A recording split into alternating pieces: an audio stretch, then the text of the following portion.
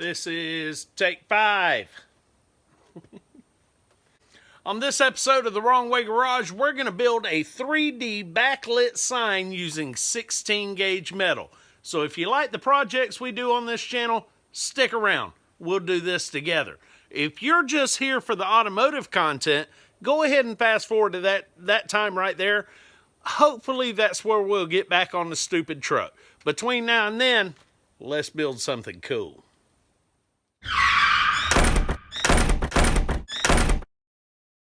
So several months ago, I needed some metal to do a body drop, but I didn't need enough metal to meet the minimum purchase requirements of our sort of local metal supply place, so I planned ahead. I bought multiple pieces of metal so that we can do multiple projects.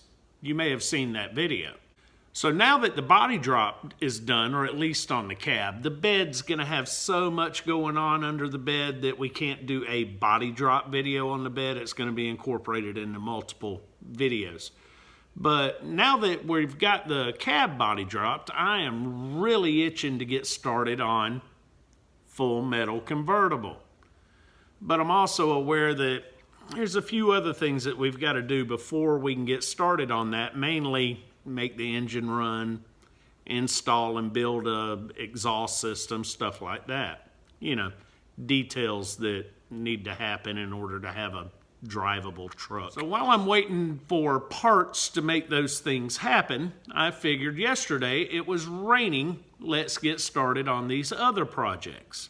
Now, I'm all about making my wife happy, and the reason is, when she's happy, I'm happy as can be. So when she went to the craft store and bought this, I was all kind of happy, all the way up until I figured out what she wanted me to do with it.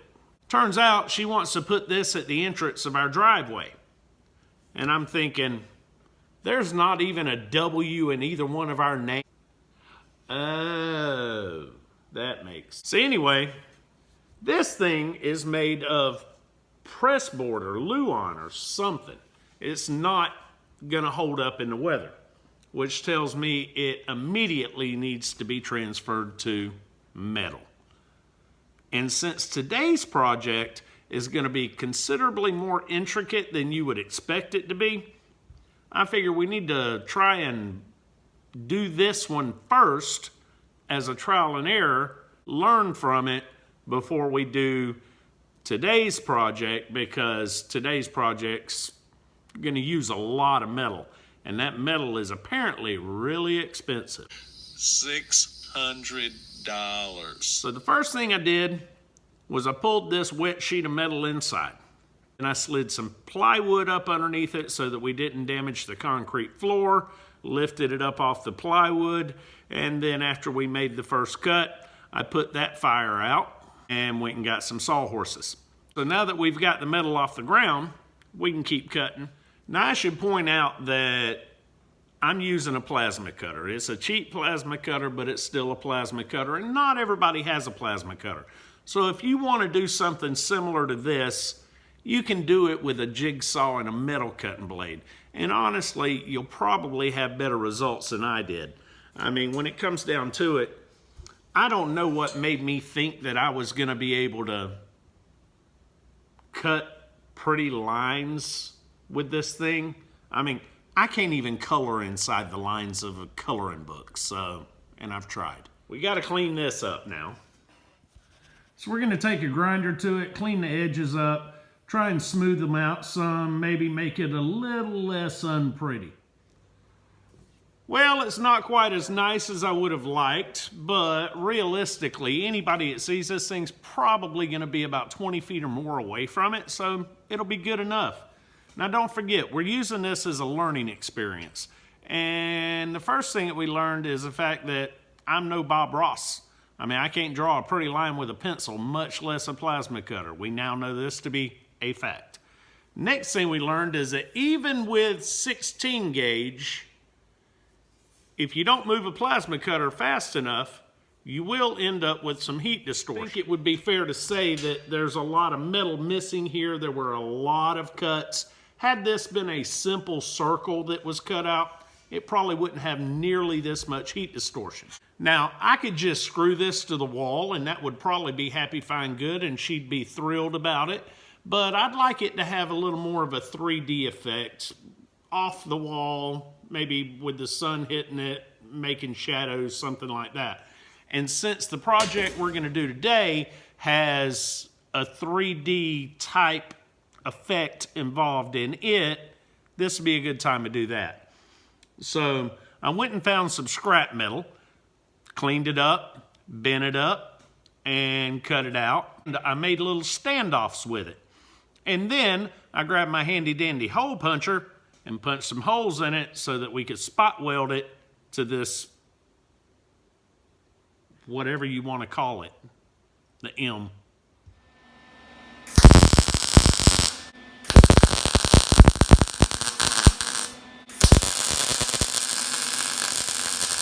So after a coat of rattle can flat black, we can hang it on the wall.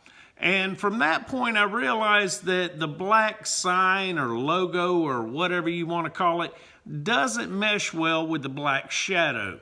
So I'm thinking that the metalwork needs to be a different color. And as soon as she notices that it's on that wall, we'll let her pick out that color.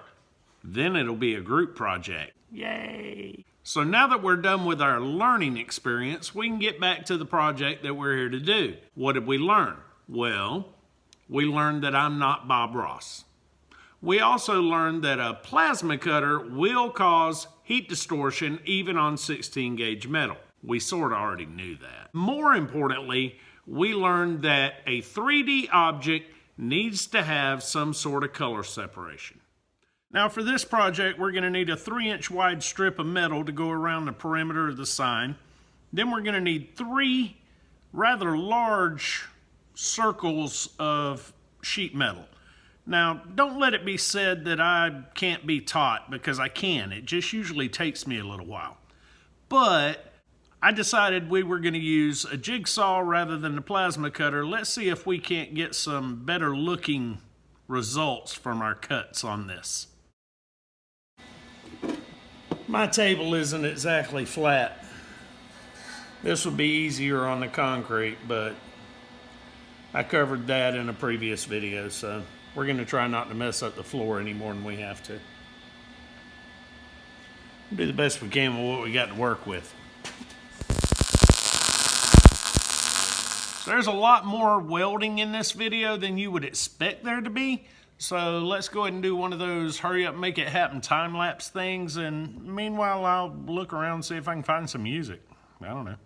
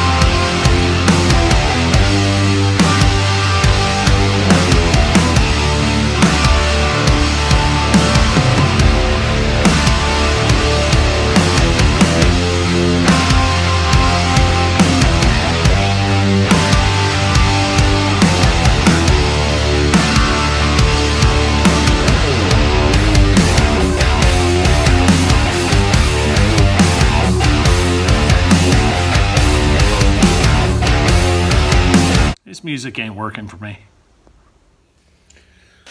Now I know some of you are going, hey Johnny, ain't you worried about heat distortion?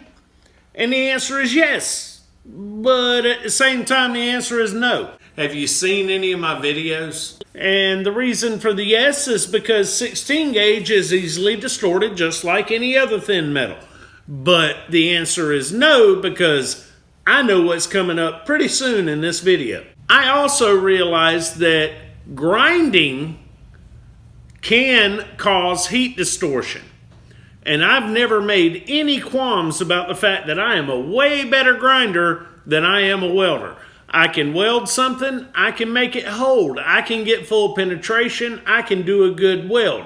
What I can't do is a pretty weld, and therefore I need a grinder to make that weld look good. I want to say thank you to the 6 of you that are watching this video, because I realize this is not a project that appeals to most car guys or mini truckers or just garage people in general. So thank you very much for taking the time to watch this. And while we're at it, I want to send a shout out to Jason Pipkin, who on a previous video quoted Henry Ford as saying, "Vision without execution is just hallucination."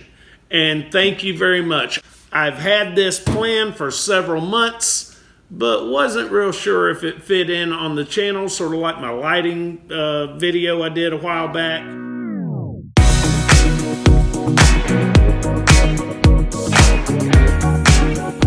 Oh, that song definitely ain't working.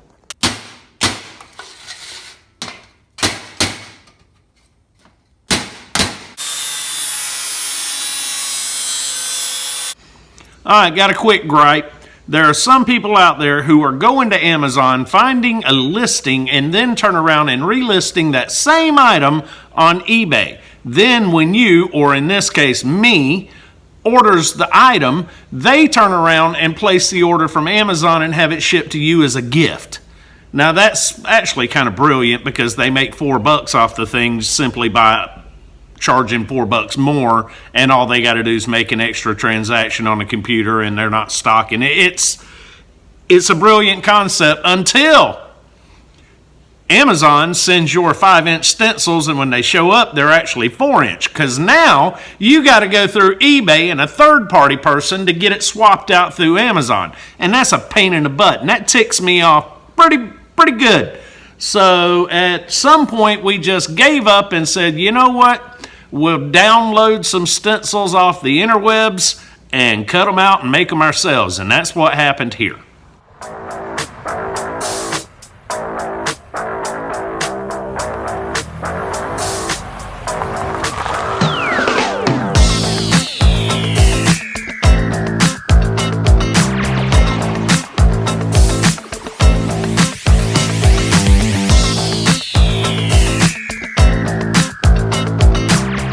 I will say that this has taken way longer than it should for 2 reasons. Cutting tight circles with a regular jigsaw blade is nearly impossible. I couldn't find a scroll cutting metal cut blade.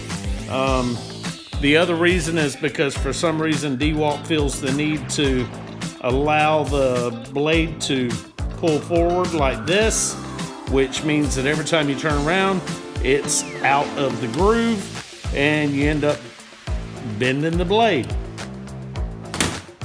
So, whatever.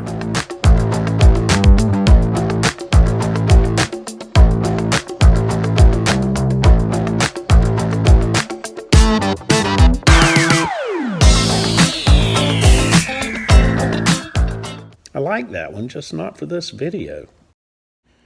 Once again, cutting out these little letters with a jigsaw was incredibly difficult, and I was not happy with the results when I got all of them cut out. So then I turned around and cut out another set of letters with the plasma cutter, and they turned out even worse. On the plus side though, that gave me 2 sets of letters to pick and choose the better of all the letters to use for the center of the sign. So I guess there's that. This is about 3 inches tall. So we've got 1.5 inch gap between the main plate and the outside rim, and then we've got 1.5 inches on the bottom. But now that I've got it all mocked up, I'm realizing that might be a little too much. So I'm thinking we're going to reduce this down to 1 inch, as well as this, and trim some of this off of this rim. Now, I'd also like to point out something, and once I point it out, you can't unsee it, so don't judge me.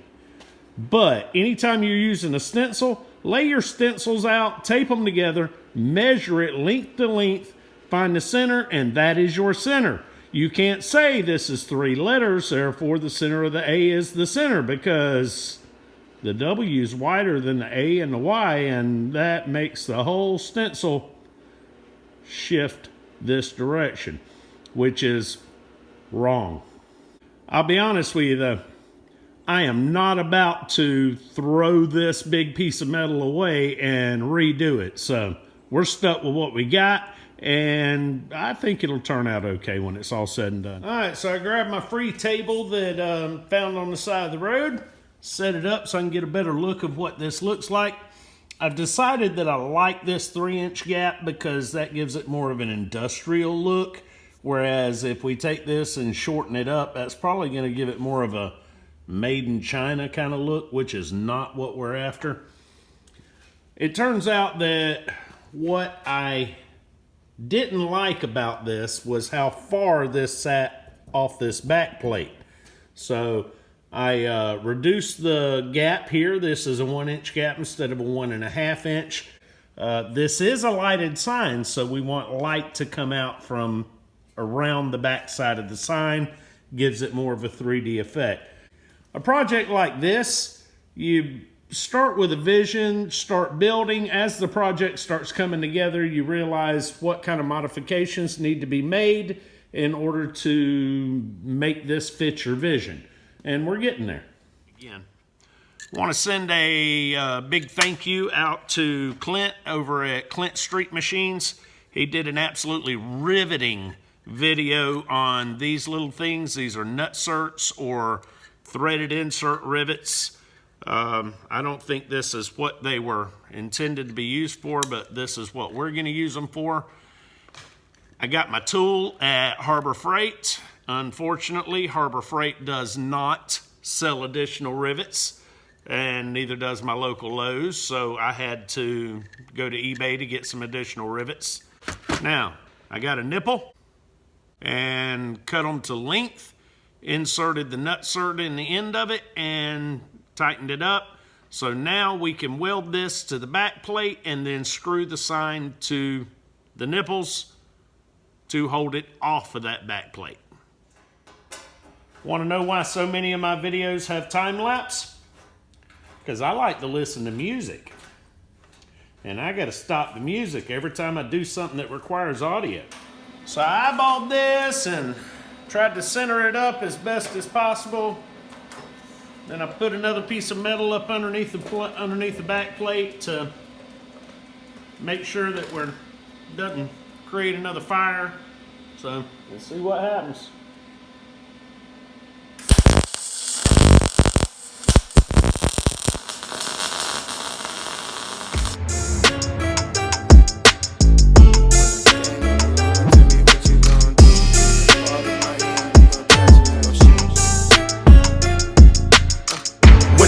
On the line, you can't fold and you can't bend.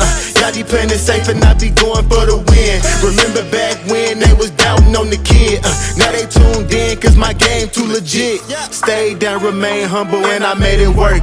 Crazy how I came out so clean from the dirt. We was using candles on the nights the lights ain't work. We ain't never going back to that and that I merch. Turn your back on me, the worst mistake you ever make. Keep my grass cut, gotta watch out for the snakes. If it's on my plate, best believe it's getting ate. I'm ballin' like I'm Kobe 33 before the 8. I just want the rings and the medals and the trophies. I want the Kardashians and Jenner so I know me. I wanna take a no.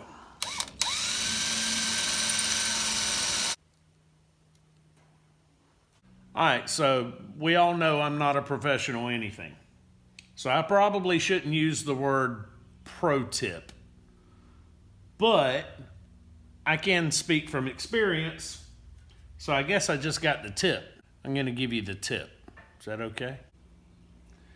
Always put your heat shrink on your wire before you make your connections. Otherwise, you'll have to cut it out and start over.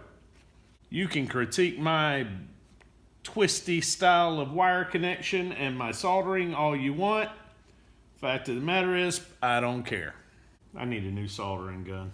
I've had this Weller since the late 80s and it's held up really well. Weller. Well, yeah. Good enough.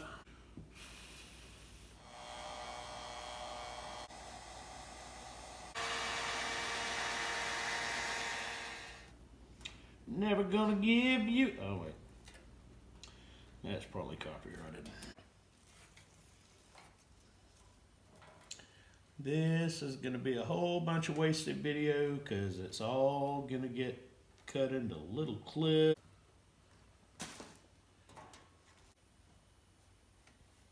We'll probably have to...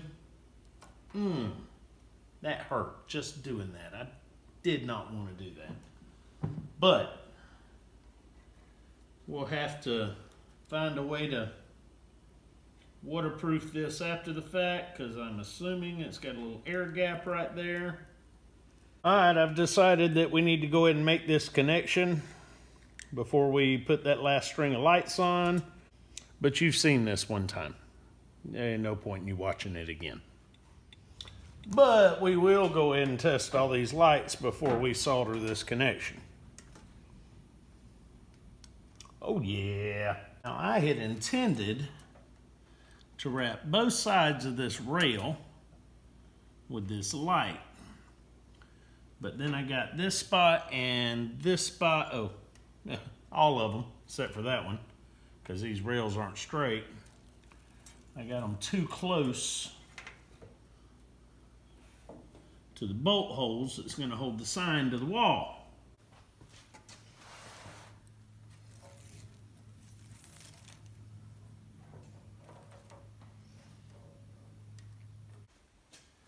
Alright, so the wife has this little decorative thing that goes in her flower planters. It fell apart. The flower fell off the stem. We're going to fix that with some JB Weld. And while we're at it, since we got to do that and mix up some JB Weld anyway, we'll throw a little bit of JB Weld right here. And then we'll put a little bit where I cut it and try to seal that up. And then we'll put a little bit right here and try to seal that up. So, we'll see. Honestly, I'm just hoping that the 3M sticky holds on this tape after it gets into the heat. Well, that ain't right. Wasted half my day waiting for the sun to come out so that you can see the 3D effect on this thing.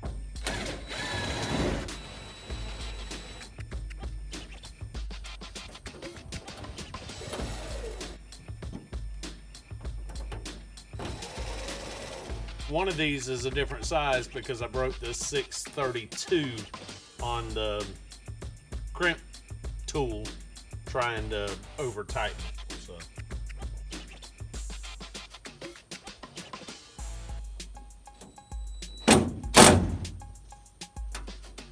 I think that'll look good once we get a little bit of darkness to show off the lighting. We'll have to wait till this evening and see what it looks like. Now, I wasn't sure if I wanted to put some color separation by painting the side of this black or if I wanted to leave it white, so I waited till we see it, and I think I like that. That'll be okay.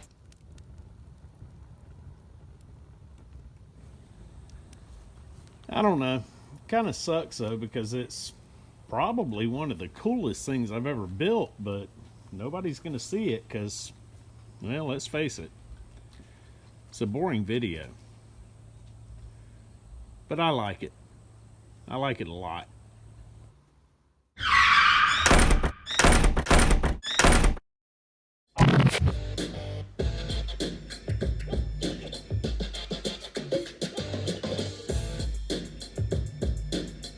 Maybe we just don't need music. Hey, Yeah, babe. what are you doing? Trying to pick out some music for this video. You do know the video's over, right? I just wasted 8 hours.